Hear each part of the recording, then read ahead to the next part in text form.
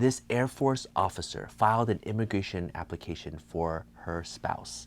And the case was denied in late 2022. And now the officer's spouse is illegal in the US. They were extremely frustrated.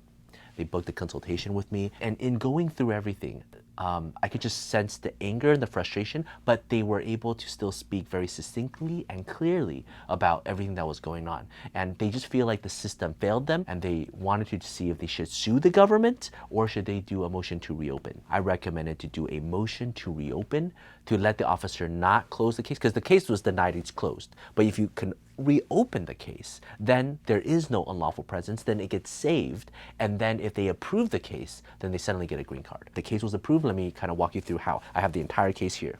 Let's go. Hi everyone, my name is Joseph. I'm the managing partner here at Tsang and Associates, where we solve legal problems with creative solutions. So the legal problem was we needed to prove that in this time period, the client was physically present in the US and that we can file a motion to reopen. They've been here since 1980s. They submitted the marriage application in 2021. And then in August of 2022, their case was denied. They needed to prove that they were physically here on December 21st to 2000. So we wrote, the respondent respectfully submits additional new evidence to warrant the reevaluation of his case, that he may become a lawful permanent resident and continue to stay in the US along with his family. And we laid out the groundwork, the law for what a motion to reopen is, to show exactly what we need to prove and the new evidence that we're preparing for. We provided the legal framework for what is considered a new evidence. This was actually one of the hardest part about this case, because think about it.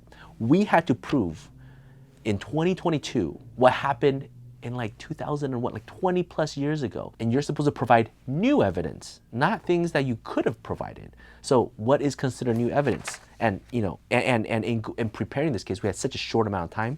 We didn't really have a lot of time to provide and create and get new evidence. So we provided essentially a whole bunch of letters from family and friends and all sorts of different people.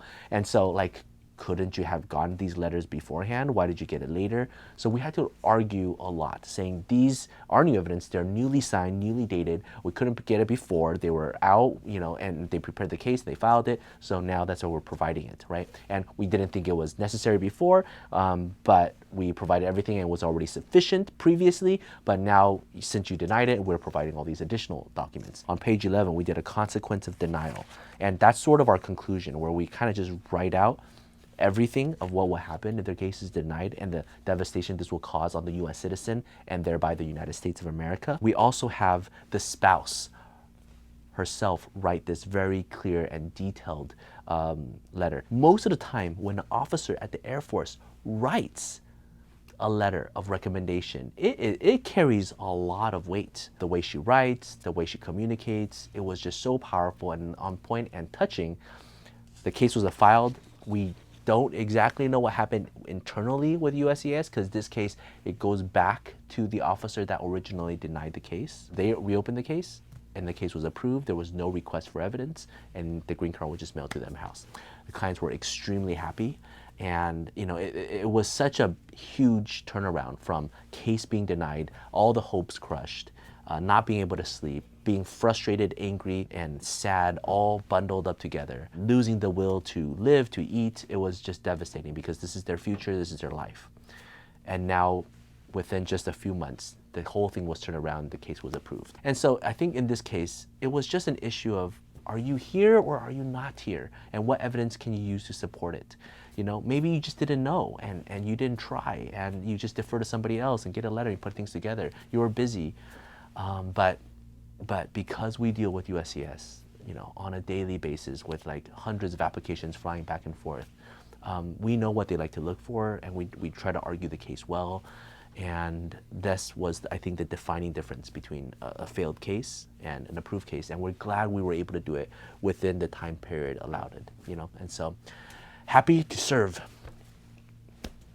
If you have any questions, feel free to reach out. Take care. Bye-bye.